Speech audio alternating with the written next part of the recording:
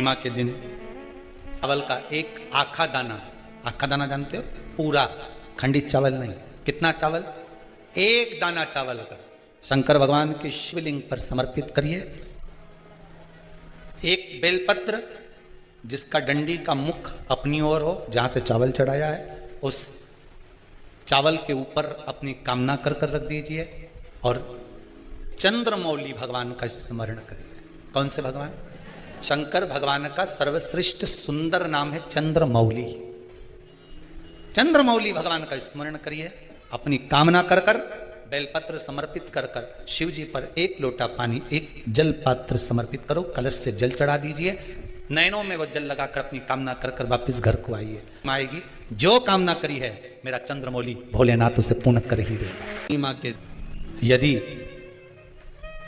काया का रोग हो गया, मान लो शरीर कहीं से सफेद पड़ रहा है, कहीं से काला पड़ रहा है, शरीर में से खाल की फुकड़ी निकलना प्रारंभ हो गई हो, शरीर में काले काले चट्टे पड़ना चालू हो गए हों, या कोई विशेष रोग हो गया, कोई विशेष में रोग है, बीमारी है, काया बेकार हो रही है, तो सीधी सीधी बात शिव महापुराण की कथा कहती है, सुंदर आनंद में श्रवण कर कर आप अपने जीवन को, ये पूर्णिमा शिव महापुराण की कथा कहती आ रही है। कुछ नहीं करना, पीपल का एक पत्ता, उस पत्ते पर थोड़ा सा चावल, पूर्णिमा की रात्रि को अपने हाथ में लेकर अपने नैनों से लगाकर शरीर पर से स्वयं उतार कर उसको दरवाजे के पास रख दीजिए। पूर्णिमा की रात्रि को पूर्ण होने पर उस चावल को दूसरे दिन सूंघ कर बहते हुए पानी में डाल दीजिए। महाराज कितने भी रोग से ग्रसित हो गए, पीपल का एक पत्ता 52,000 ब्राह्मण की साक्षी कराता है। महाराज बहुत ध्यान देना, पीपल के वृक्ष में स्वयं नारायण का, मेरे कृष्ण का वास है। स्वयं भगवान गीता के अंतर्गत कहते हैं कि मैं पीपल का वृक्ष हूं,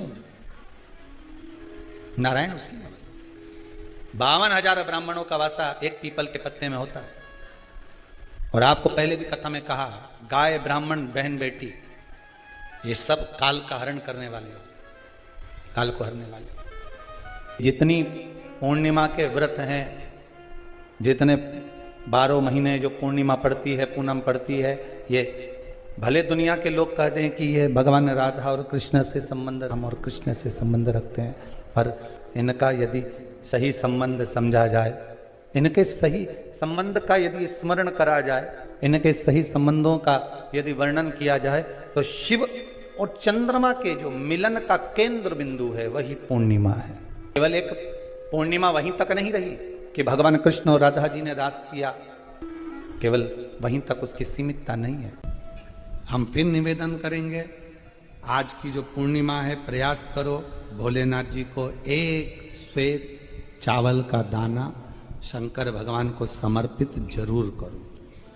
और रात्रि के समय पर जब चंद्र पूर्ण आनंद के साथ में हो, और यदि कोई शरीर में बहुत ज़्यादा कोई रोग ग्रसित हो गया है, कोई चर्म रोग हो गया है, कोई शरीर में कोई भयंकर रोग हो गया है, तो छोटी सी बेलपत्र शंकर भगवान पर चढ़ी हुई चंद्रमा की रोशनी में चंद्रमौलेश्वर महादेव का नाम लेकर औषधि के रूप में उसको चबा चबा कर खा लो। चंद्रमा की रोशनी में उससे वो औषधि का काम करेगी और तुम्हारे रोगों को समाप्त करेगी। चंद्रमौलेश्वर महादेव का स्मरण करें। कौन से महादेव? चंद्रमौलेश्वर। और चंद्रमौलेश्वर महादेव की, चंद्रमौलेश्वर।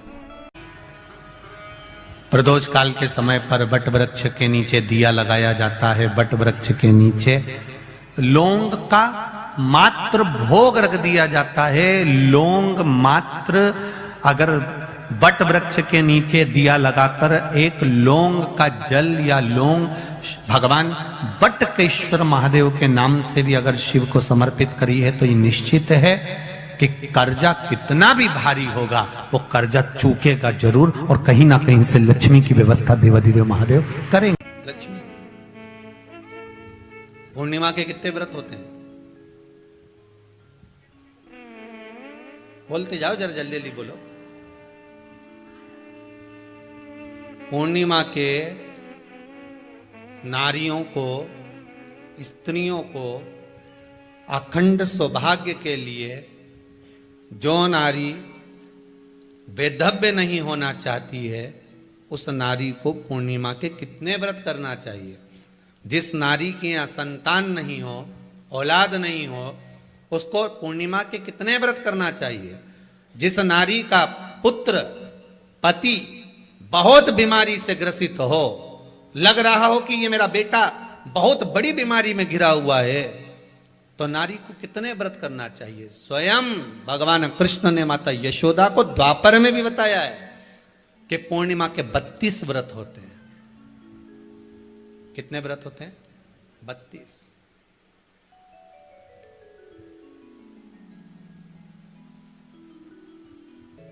कि नारी वैधव्य होकर ना मरे।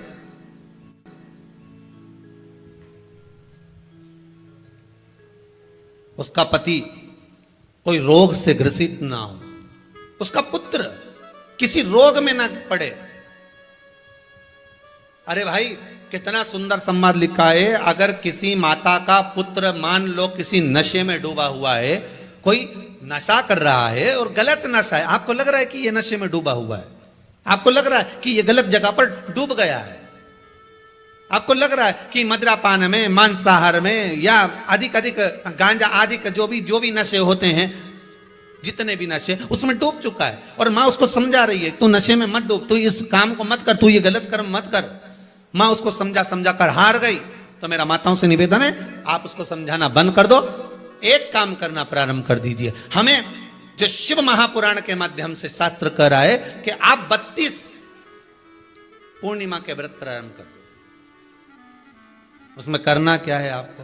केवल जिस दिन व्रत रहे, रात्रि के समय पर कोई भी मीठा, कुछ भी सामग्री आप चंद्र की रोशनी में, चंद्र को अर्घ देने के बाद, पूजन करने के बाद उसको रखो, और वही सामग्री जो नशा कर रहा है उसको पूर्णिमा के दूसरे दिन उसको खिलाओ।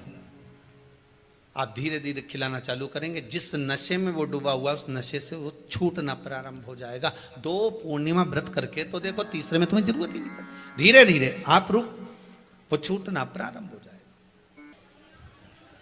मान लो किसी नारी का पुत्र या पति रोग से ग्रसित हो,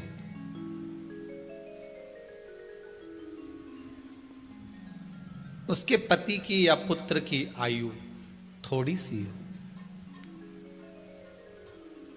तो हे कृष्ण, उस नारी को कौन सा व्रत धारण करना चाहिए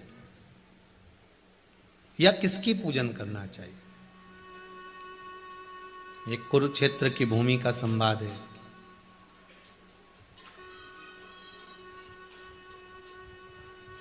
भगवान कह रहे हैं, मां,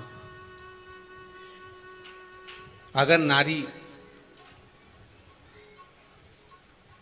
अपने पुत्र और अपने पति के लिए, उसकी उम्र की वृद्धि के लिए, रोग मुक्ति के लिए, विश्व के ताप को कम करने वाले चंद्रदेव की आराधना पूर्णिमा के व्रत को धारण करती है, तो नारी उस व्रत के प्रभाव से अपने पुत्र और पति की बीमारी को, रोग को हर लेती है।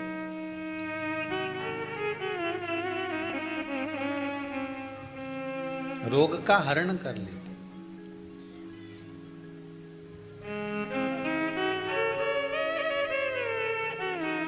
महाराज, जो बच्चा बुद्धि से विकलांग हो, विद्या में कमजोर हो, परीक्षा हॉल में पेपर देते समय भूल जाता हो,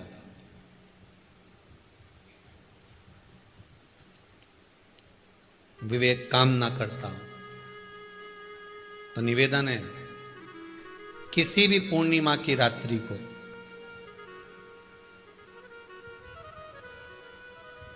बारह बजे गाय के, गौ माता देसी गाय के जो 4 थन होते हैं, उन 4 थन में से जो आगे के थन होते हैं, 2 पीछे की ओर होते हैं।